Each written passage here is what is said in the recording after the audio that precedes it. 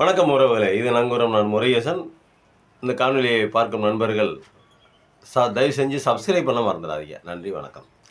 Thailand புத்த துறவிகள் ஒரு பொம்பளை பிள்ளைகிட்ட மாட்டியிருக்காங்க. ஒரு பெண்ணிடம் தாய்லாந்து புத்த துறவிகள் மாட்டி ஆயிரக்கணக்கான பணத்தையும் பல பல எப்படி ஆயிரக்கணக்கான பணம் அப்படி தான் சொல்லணும், லட்சக்கணக்கான பணம் நமக்கு தெரியல. ஆயிரக்கணக்கான பணத்தையும் கொடுத்து ஏமாந்து வீடியோவும் ஏகப்பட்ட வீடியோக்கள் இது மாதிரி இருக்குன்னு சொல்கிறாங்க. இது எப்படி புரிஞ்சுக்கிறதுன்னு தெரியல. புத்தர் நம்ம ஊரில் பிறந்தார், நம்ம நாட்டில் பிறந்தார், நம்ம இந்தியாவில் பிறந்தவர். புத்த மதத்தின் மேலே, புத்தர் மேலே நமக்கு அளப்பரிய அன்பு இருக்குது, கருணை இருக்குது, நம்பிக்கை இருக்குது, அன்பு இருக்குது, நம்பிக்கை இருக்குது. அந்த துறவிகள் மேலே நமக்கு ரொம்ப மதிப்பு இருக்குது, மரியாதை இருக்குது, நம்பிக்கை இருக்குது. காரணம் என்ன அப்படின்னா, அந்த புத்த மத கோட்பாடுகளுக்கு அவர்கள் கட்டுப்பட்டவர்கள். அதுக்கு உண்மையாக இருப்பாங்க. ரெண்டே விஷயந்தான், அன்பாக இருக்கணும், கட்டுப்படணும். இது ரெண்டு தான். நம்ம ஊரில் இப்போ புத்த மதம் எப்படி இருக்குது, எவ்வளோ இருக்குதுன்னு தெரியல. நம்ம ஊரில் இருந்த பூரா அந்த பிழைக்க வந்த பரதேசிங்க அடித்து விரட்டிட்டாங்க. புத்தர் தோன்றியது நம்ம ஊரில். ஆனால் இன்றைக்கி புத்த மதம் செழிச்சு போய் இருக்கிறது சைனா, தாய்லாந்து, மலேசியா, சிங்கப்பூர், இந்த மாதிரி இந்த மாதிரி ஆசிய கண்டங்கள் பூராவுமே புத்த மதம் இருக்குது. நம்ம இலங்கையில் கூட நிறையா இருக்குது. ஆனால் நம்ம ஊரில் மட்டும்தான் இல்லை. நம்ம எல்லாத்தையும் நம்ம புத்தனை நம்ம எதிரியாக நம்ம சித்தரித்து நம்ம ஊரில் அடித்து வரட்டிட்டாங்க. புத்த மதத்தையே, கௌதம புத்தர் அல்ல, பௌத்த மதத்தை. சரி, அது ஒரு பக்கம் இருக்கட்டும். இந்த புத்த துறவிகளை பற்றி பார்ப்போம். நம்ம புத்த துறவிகள் அப்படிங்கிறவங்க ஒரு கட்டுப்பாடோடு இருப்பாங்க. அன்பும் கருணையும் கொண்டிருப்பார்கள், கட்டுப்பாடோடு இருப்பார்கள். துறவிகள்லாம் இப்படி தான் இருக்கணும். நம்ம புராணங்கள்லாம் பார்க்குறோம். என்னென்னமோ துறவிகள்லாம் இருக்கோம், சித்தர்கள்லாம் இருந்தாங்கன்னு சொல்லுவாங்க. அவங்கெல்லாம் நம்ம நேராக பார்த்ததில்ல. நம்ம அதை தெரியாது நமக்கு. ஆனால் புத்த துறவிகளை பற்றி நம்ம படிச்சிருக்கிறோம், நேராக பார்க்குறோம். அவர்களை காணொலிகளை பார்க்குறோம், திரைப்படங்களில் பார்க்குறோம். அவர்கள் இந்த சண்டை படம்லாம் பார்த்தீங்கன்னா அவங்க புத்த துறவிகள் தான் போடுவாங்க. ஏன் அப்படின்னா அவங்க அப்படி ஏன்னா அந்த கட்டுப்பாடுகள் அந்த மாதிரி. அதனால் அவர்கள் உடல் வலிமை அதிகம். அதனால் அவர் சண்டை பயிற்சியில், சண்டை கலையில் சிறந்து விளங்குகிறார்கள் அப்படின்னு சொல்லிட்டு நம்ம பார்க்குறோம். இப்போ இவ்வளோ கட்டுப்பாடோடு இவ்வளோ கண்ணியமாக இருக்கக்கூடிய புத்த துறவிகள் ஒரு பொம்பளை கிட்ட போய் மாட்டியிருக்காங்க. பல சாமியார்கள், பல துறவிகள் இந்த மாதிரி மாட்டியிருக்காங்க. காசு பணம் கொடுத்துருக்காங்க. ஏகப்பட்ட வீடியோக்கள் இருக்குதுன்னு சொல்கிறாங்க. சந்தி சிரிச்சு போச்சுன்னு வச்சுக்கிங்களேன் தாய்லாந்தில். அது ஒரு பக்கத்துக்கு. சரி, துறவிகள் அப்படின்னாவே நம்ம ஊரில் இருந்து நம்ம பார்க்கணும் அப்படின்னா, துறவிகள் சாமியார்கள் அப்படின்னாவே டுபாக்கூர் தான். ஒன்றும் இல்லை. இந்த நித்யானந்தான ஒரு பரதேசி இருந்தான் பார்த்தீங்களா? அந்த பரதேசி எங்கே இருக்கானே தெரியல. அவன் அப்படி தான், நான் சாமி, நான் அப்படியே சூரியனை நிப்பாட்டினேன், பூமி சுற்றுவதை நிறுத்தினேன். எப்படிங்க பொய் சொல்ல மனசு வருது? அதை கேட்டுக்கிட்டு ஒரு கூட்டம் போகுது பார்த்தீங்களா, முட்டாள் கூட்டம். அங்கே தான் நமக்கு எரிச்சலாக வருது. அவன் பேசுகிறத கூட பேசிட்டு போகிறான். இந்த ஒரு பொம்பளை இப்படின்னு சாமி அடிச்சு பார்த்தீங்களா, இப்படின்னு அது உள்ள வைப்ரேஷன் எதுவும் வச்சு விட்டாங்களா தெரில. அடியில் சூத்துக்கு அடியில் வைப்ரேஷன் வச்சு விட்டாங்க. இப்படி என்னமோ அருள் குதிக்கிற மாதிரி. கடைசியில் பார்த்தா அது அட்டு டுபாக்கூர். அக்கா ஒரு புருஷனுக்கு. இதெல்லாம் கருமா, அந்த கருமத்தை நம்ம பேச வேணாம். இது ஒரு டுபாக்கூர். பிரேமானந்தான ஒருத்தர் தான் தெரியுங்களா, நம்ம திருச்சியில் பாத்திமா நகரில். அவனை தூக்கி உள்ளே போட்டாங்க. அந்த ஆள் பண்ணுறான் அட்டுழியம், அநியாயம், ஆசிரமங்கிற பேரில் அவன் ஒருத்தன். இங்கே நம்ம வெள்ளியங்கிரி மலையில் பார்த்தீங்கன்னா ஒரு டுபாக்கூர் இருக்கான் பார்த்தீங்களா.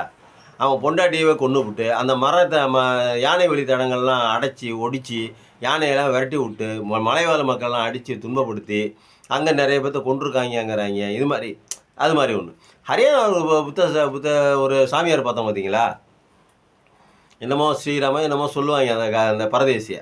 அவன் அப்படி தான். அவனை பிடிக்க போனதுக்கு ஒரு டிஸ்ட்ரிக்டில் இருக்கிறவன் பூரா கொதிச்சு எழுந்து அதை போராட்டம் பண்ணி இதை பண்ணி கடைசியில் தூக்கி அவனை உள்ளே போயிடுச்சு. அவன் நல்லா தின்னு விட்டு ஊரை அடித்து உலையில் போட்டு நல்லா குட்டி மாதிரி தின்னு விட்டு கொழுன்னு கஷ்டப்பட்டு உழைச்சி சம்பாரிச்சா அவனுக்கு அந்த காசோட அருமை தெரியும். அவன் திங்க மாட்டான். தின்னாலும் உடம்பு ஏறாது. இப்படி ஊரு காசை அடித்து உலையில் போட்டு மக்களை ஏமாற்றி, பொம்பளைங்களை ஏமாற்றி, பாலியல் தனமான பொறுக்கி வேலை பார்த்து, விருப்பம் இல்லாமல் அவங்கள மயக்கிறாங்கிற பேரில் மருந்து மாத்திரை கொடுத்து அதை பொம்பளைங்களை சீரழித்து சின்னாபின்னமாக்கி அவனத்துக்கு உள்ளே போட்டாங்க. நம்ம இந்த தர்மசாலான ஒரு கோவில், அதில் பார்த்தீங்கன்னா அட்டேங்கப்பா 500 பொம்பளைங்களை எரிச்சே கொண்டிருக்காங்க, புதைச்சிருக்காங்களாம். அப்படியே கற்பழிச்சு கொண்டு எல்லாம் சின்ன பிள்ளைங்க. இப்போ தான் 4 நாளைக்கு மட்டும் ஒரு வீடியோ பார்த்தோம். ஆக இப்போ நம்ம என்ன சொல்ல வரோம், சாமியார்கள் பூராவுமே டுபாக்கூர். அது நம்ம ஊர் சாமியார்கள் தான் நம்ம டுபாக்கூர்னு நினச்சிட்டு இருந்தோம். புத்த துறவிகள் ரொம்ப கண்ணியமானவர்கள், ரொம்ப கரெக்டானவர்கள், அன்பு நிறைந்தவர்கள், கருணை நிறைந்தவர்கள், அந்த மதத்திற்கு கட்டுப்பட்டவர்கள் அப்படின்னு நம்ம நினச்சோம். கடைசியில் பார்த்தா அவங்களே கோட்டை போட்டாங்க. இவங்கள விட பெரிய டுபாக்கூரா இருப்பாங்க போல் இருக்குது. என்ன நம்மளால் காசு பணத்தெல்லாம் ஏமாற்றி கொள்ளையடிச்சு நல்லா வசதியாக வாழுவான் நம்ம ஊரில் சாமியார். அவன் காசு பணம்லாம் யாராவது இலவசமாக எதாவது கொடுப்பாங்க போல் இருக்குது, கவர்மெண்ட்டில் ஏதோ கொடுப்பாங்க போல் இருக்குது இந்த மாதிரி துறவிகளுக்கு. அதை வாங்கி என்ன பண்ண, அந்த காசையும் வாங்கி மக்கள் கொடுக்குற காசு இந்த பிச்சை காசு மாதிரி கொடுப்பாங்க போல் இருக்குது. அதையும் கவர்மெண்ட்டில் ஏதோ மாதிரி ஃபண்டு ஏதாவது மாதம் செலவுக்கு ஏதாவது கொடுப்பாங்க போல் இருக்குது. அது ரெண்டையும் வாங்கி பொம்பளை பிள்ளைங்களுக்கு கொடுத்துருக்கான். இவன் எவ்வளோ பேர் டுபாக்கராக இருப்பாங்க. நான் என்ன சொல்கிறேன், குற்ற செயல் செய்கிறவன்லாம் ஒரு நாளைக்கு மாட்டிக்குவோங்கிற எண்ணமே இருக்காதா, பயமே இருக்காதா? இல்லை மாட்டிக்குவோங்கிறது தெரியாதா? மாட்டுனா அசிங்கப்பட்டு நிற்கணுமே. நம்மளுடைய துறவியோட பொறுப்பு என்ன, அது பதவி என்ன, நம்ம எப்படி கண்ணியமாக நடந்துக்கணும், என்னத்தை சொல்கிறது ஒன்றும் புரிய மாட்டாங்குது இவங்களாம். ஆக இந்த இந்தியா மட்டும் இல்லை, உலகம் பூரா இருக்கக்கூடிய சாமியார் பயலுக, சாமியார் பொறுக்கி பயலுக, சாமியார் நார பயலுக, சாமியார் செத்த பயலுக, சாமியார்னு சொல்லிட்டு இருக்கிற அந்த என்ன சொல்லி தொலைத்து கெட்ட வார்த்தையாக வருது வாயில். இவனுங்கெல்லாம் பார்த்தீங்கன்னா எல்லா டுபாக்கூராக தான் இருக்காங்க. எல்லாம் டுபாக்கூருங்க. ஒருத்தன் கூட நல்லவனா இல்லைங்க. அவனுடைய மதத்துக்கோ இல்லை அவன் கொண்ட கொள்கைக்கோ அந்த மதத்தில் இருக்கக்கூடிய அந்த கட்டுப்பாடுகளுக்கோ ஒன்றும் கட்டுப்பட மாட்டாங்கண்ணா. ஒரு பொம்பளை பிள்ளைகிட்ட பேர் புத்த துறவி ஏமாந்துருக்காம இருங்க. நம்ம ஊரில் நடக்குது ரைட்டுங்க, அந்த ஊரில் நடக்கலாமாங்க? நடக்கலாமா? அது தப்பு இல்லை. புத்த மதம் இந்தியாவில் தோன்றியது. புத்தர் இந்தியாவில் பிறந்தார். இந்தியாவில் பிறந்த ஒரு மதத்தை ஆரம்பித்து ஆசையே துன்பத்துக்கு காரணம் அப்படின்னு சொல்லிவிட்டு சுற்றுப்பயணம் வெளியில் போகும்போது சும்மா நகர்வலம் போகும்போது பார்த்துவிட்டு ஏன் இப்படி சீக்கு ஏன் வருது, நமக்குள்ளலாம் ஒன்றும் சீக்கு இல்லையே, நம்ம நல்லா தானே இருக்கிறோம், நல்லா தானே உழைய, நம்ம தானே நல்லா தானே இருக்கிறோம், நம்மளை மாதிரி ஏன் இவங்க இல்லை, எதுக்கு இவ்வளோ கஷ்டப்படுறாங்க அப்படின்னு சொல்லி அவர் வெளியில் நகர்வலம் போகும்போது அது இந்த அரண்மனை வாழ்க்கையை வெறுத்து போய் ஏன் இவ்வளோ கஷ்டப்படுறாங்க அப்படின்னு தேடுதலோடு போய் அரச மரத்தடியில் உட்காந்து அது பின்னாடி போதி மரமாகி அந்த போதி மரத்துலேருந்து கிடைச்சது ஞானம் அப்படின்னு சொல்கிறாங்க. அது உண்மையாங்கிறது பொய்யா இருக்கட்டும், அது வேறு விஷயம். ஆனால் புத்தரை மிகவும் பிடிக்கும். ஏன்னா அவர் சொன்ன கருத்துக்கள் அப்படி கடவுள் என்று ஒன்று இல்லை, மனிதன்தான் கடவுள். மனிதனுக்குள்ளே இருக்கிற அன்பும் உண்மையும் மட்டுமே, அன்பு உண்மை இது இரண்டு மட்டுமே கடவுள் அப்படிங்கிற போதத்தின இந்த ரெண்டு மட்டுமே குறிக்கோளுங்கிற போதத்தை அன்பு கருணை கட்டுப்பாடு, அன்பு கருணை உண்மை கட்டுப்பாடு, இதுதான் அவருடைய போதனைகள். அப்போ இந்த மாதிரி போதனைகளை கொண்ட துறவிகளை நம்ம மதிக்கிறோம். புத்தரை மதிக்கிறோம், பௌத்த மதத்தை மதிக்கிறோம், அந்த புத்த துறவிகளை மதிக்கிறோம். ஆனால் அந்த துறவிகளும் பாருங்க எப்படி இருக்காங்க. இந்தியாவில் தோன்றிய மதம் கிட்டத்தட்ட ஆசியா கண்டம் பூரா பரவி சைனாலேருந்து, இலங்கையிலேருந்து, சிங்கப்பூர்லேருந்து, மலேசியாவிலேருந்து, தாய்லாந்துலேருந்து இந்த ஆசிய நாடுகள் பூராவுமே கிட்டத்தட்ட கொஞ்சம் கொஞ்சம் இருக்குது. அப்படியே பாகிஸ்தானை தவிர நினைக்கிறேன், பாகிஸ்தானில் கூட இருக்கிறதுக்கு வாய்ப்பு இருக்குது. இப்போது இவ்வளோ தூரம் பரவி இருக்கிற ஒரு மதம், அந்த மதத்தினுடைய துறவிகள் எவ்வளவு இந்த உலக மக்கள் நம்பிக்கை வச்சுருக்காங்க, இந்த ஆசிய மக்கள் எவ்வளோ நம்பிக்கை வச்சுருக்காங்க, இந்திய மக்கள் எவ்வளோ நம்பிக்கை வச்சுருக்காங்க.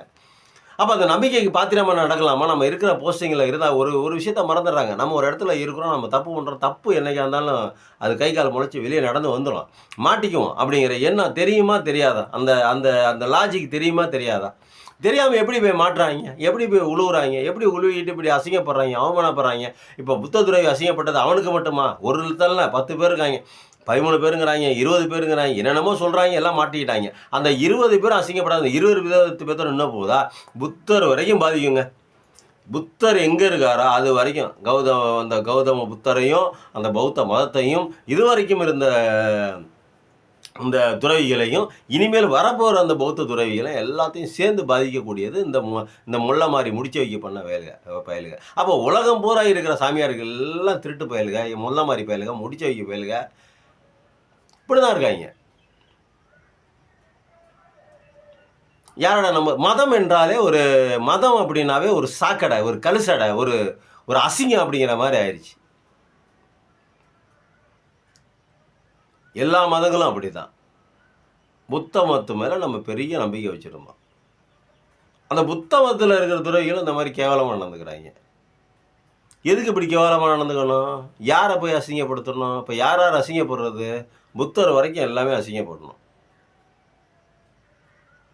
இதை எந்த கணக்கில் சேர்க்கிறது? இது எப்படி மக்கள் புரிஞ்சுக்கிறது? அப்போ மதம் எது உண்மையான ஒரு மக்களுக்கு அமைதி தரக்கூடிய ஒரு மதம் அப்படின்னு நம்ம மனிதன் தேடுறாங்க. மனிதன் என்ன நினைக்கிறான்? அபிலாசைகள் நிறைந்த அந்த அபிலாசைகள்னால் நிறைய பிரச்சனைகளை இழுத்துக்கிட்டு அதிலிருந்து விடுபடுவதற்கு ஆன்மீகத்தை நோக்கி போகிறான். அந்த ஆன்மீகத்தை நோக்கி போகும்பொழுது அவருக்கு உண்மையாக ஒரு ஒரு உண்மையான ஒரு ஒரு ஒரு சாமியாரோ இல்லை ஒரு கடவுளோ ஒரு ஏதோ ஒன்று இருந்து அவர்களை வழி நடத்தணும்ல. அந்த வழி நடத்தக்கூடிய இடத்தில் இருப்பவர்கள் தவறாக போகும்பொழுது அதன் பால் ஈர்க்கப்படும் மக்களினுடைய நிலை என்ன? இதை எப்படி உலக மக்கள் புரிஞ்சுக்கிறது தெரியல, ஒன்றும் புரியல. மதம்னாவே பயமாக இருக்குங்க. மக்கள் தான் நம்ம தான் வந்து சிந்திக்கணும் சிந்திக்கணும் சிந்திக்கணும் சிந்திக்கணும். சிந்திக்கிறது மட்டும்தான் நமக்கு இருக்கிற பெரிய சொத்து. நன்றி, வணக்கம்.